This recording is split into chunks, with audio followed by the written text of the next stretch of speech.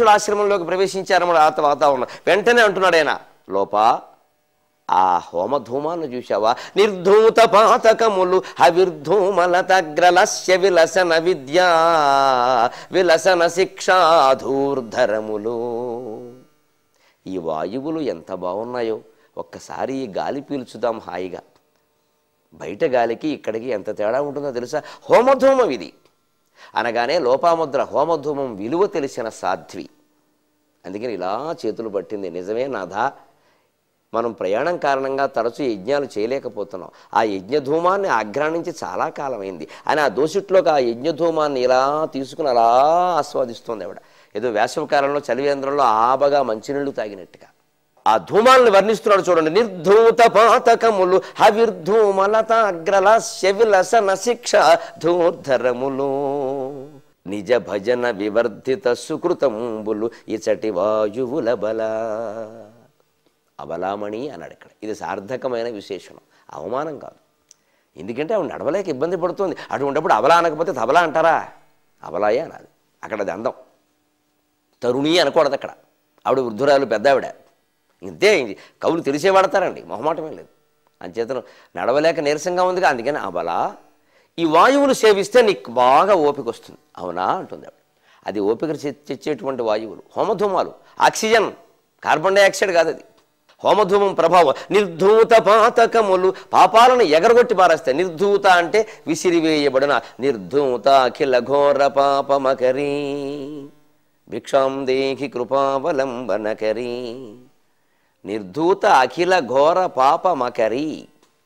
భయంకరమైన పాపాలు అనే మొసళ్ళని నిర్ధూత, విసిరివేయదగినదానా అని అమ్మవారిని ప్రార్థిస్తున్నారు. నిర్ధూతాఖిల ఘోర పావనకరి అని కూడా పాఠాంతరం చెబుతారు. కానీ దానికంటే ఇదే సరైనది నన్ను అడిగితే. నన్ను అడగకపోతే మీ ఇష్టం. ఎందుకంటే మొసలి కాళ్ళకి పట్టుకుంటే దాన్ని ఇలా తీసి విసిరేస్తారండి. అర్జునుడు తీర్థయాత్రలో అక్కడ ఉంటాయి ఆ విషయం. మొసలను చంపే విధానమేది. అందుకే ఇలా చేతితో కొడితే చావదు అది. అంచేది విసిరివేయబడిన మకరి పాపములనే మొసళ్ళు గ్రది. పాపాలు మొసళ్ళలాగే పట్టుకుంటాయి మరి. అది తేడా. అందుకని నిర్ధూత పాతకములు పాపాలను విసిరివేస్తాయి. ఏమిటి ఈ పొగల్ట? యజ్ఞం అంత గొప్పదండి. యజ్ఞం దగ్గర కూర్చుంటే ఈనాటి యువకులు అనారోగ్యకరమైనటువంటి వాయువులు ఇంతకుముందు వారి శరీరాన్ని ఆశ్రయించి భూతప్రేత పిశాచాల్లాగా మకాం పెట్టేసినవి ఏవి ఉన్నాయో అవన్నీ పోతాయి. మళ్ళీ హవిర్ధూమలత అగ్రలాస్య విలసన శిక్షాధూర్ధరములు. ఎప్పుడైనా చూసామండి? గ్యాస్ పొయ్యి మంటనే సరిగ్గా చూడడం మన బతుకులకి. దాని మీద గిన్నెట్టేయడం, అటు బియ్యం పోసేయడం, వండియడం. ఆడాళ్ళంతే, మగాళ్ళంతే. చూసాం ఎప్పుడైనా వంగేసలా మంటనే? మంట ఎంత అందంగా ఉంటుంది. మంట నుంచి పొగ రాదు, గ్యాస్ పొయ్యిలో రాదు, మన కర్మ. కానీ యజ్ఞం నుంచి పొగ వస్తుంది. అలాంటి యజ్ఞధూమం కోసం మనం యజ్ఞాలు చేయాలి ఇంట్లో. ఆ ధూమాన్ని ఆఘ్రాణించాలి. అది పోయింది. యజ్ఞధూమం వల్ల ఆస్వాదనము పోయే సిగరెట్ల రింగుల పొగలు వచ్చే. ఒళ్ళు మండి రాశాను సాగర ఘోషలో ఒక చోట ఎక్కడోనే. యజ్ఞధూమం పోయింది కానీ ధూమపానం మానలా, పొగ. ఇది బాగుందే. మీ ఆయన ఇంట్లో కూర్చొని సిగరెట్ కలుస్తున్నాడు అన్నావా? ఆయన ఏమనవు. యజ్ఞం మాత్రం అక్కర్లేదు. భార్యాభర్త ఆలోచించుకోవాల్సిన విషయం ఇది. అందుకే నేను యజ్ఞధూమం గొప్పదనం చెబుతున్నాను చూడండి. అసలు ధూమం ఇలా లేస్తూ ఉంటేనండి ఎలా లేస్తుంది. అంతెందుకు ఇక్కడ పాండురంగడి విగ్రహం వెనకాల మీరు అగరవత్తుల పొగ చూడండి ఎంత అందంగా ఉందో. అది చూడండి, సరిగ్గా దాన్నే వర్ణించాడు ఆయన. చూడండి తెనాలి రామకృష్ణుడు. హవిర్ధూమ లతాగ్రలాస్య విలసన శిక్ష ధూర్ధరములు. ఇది కూడా హవిర్ధూమమే. స్వామికి మేం వేసినటువంటి అగరవత్తుల పొగ ఇది. మీ అందరూ చూసి ఆనందించాలని, మీ ఇంట్లో అందరూ దేవుడి పూజలు ఇంత చక్కగా చేసుకోవాలని, దేవుడి గురించి మాట్లాడుకునేటప్పుడు ఇలా సుగంధమయమైన వాతావరణంలో మాట్లాడుకోవాలని భక్తి టీవీ వారు ఈ ఏర్పాటు చేశారు. మీ అందరూ చూసి ఆనందించాలని, మీ ఇంట్లో అందరూ దేవుడి పూజలు ఇంత చక్కగా చేసుకోవాలని, దేవుడి గురించి మాట్లాడుకునేటప్పుడు ఇలా సుగంధమయమైన వాతావరణంలో మాట్లాడుకోవాలని భక్తి టీవీ వారు ఈ ఏర్పాటు చేశారు. లేదా ఉట్టి బొమ్మడితే సరిపోలే, ఉట్టిని నేను కూర్చుంటే సరిపోలేదా? రసమయమైన వాతావరణం. ఆ ధూమం కారణంగా నాకు ఇక్కడ సుగంధం వస్తుంది, నేను హాయిగా మాట్లాడగలుగుతున్నాను. ఎన్ని ఉన్నాయండి ఇలాగా. అందుకని ధూపమాగ్రాపయామి దీపం దర్శయామి అంటే ఉద్దేశం అది.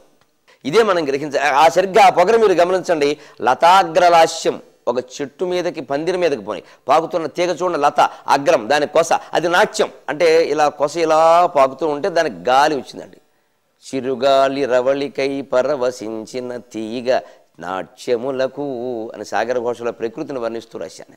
చిరుగాలి ఇలా రవళి, అందెల రవళి చేయగానే ఆ పరవశించిన తీగ పులకరించి చేసే నాట్యం ఉంటుంది చూడండి. ఇలాగా చిన్నగా ఇలా ఇలా కదులుతుంది. ఉయ్యాల్లో పడుకున్న పిల్లాడి ముంగురులు గాలికి కదిలినంత అందంగా. ఇక దానికంటే ఉపమానం లేదు. యజ్ఞాలు యాగాలు చేస్తాం, పుణ్యకర్మలు చేస్తాం, పరోపకారాలు చేస్తాం, తద్వారా మన సుకృతాలు పెరుగుతాయి. నిజ భజన వివర్ధితంబులు నిర్ధూత పాతకములు అవిర్ధూమలతగ్రలస్య విలసన శిక్షాధూర్ధరములు నిజ భజన వివర్ధితంబులు నిజ భజన వివర్ధిత సుకృతంబులు ఇచటి వాయువుల బలా.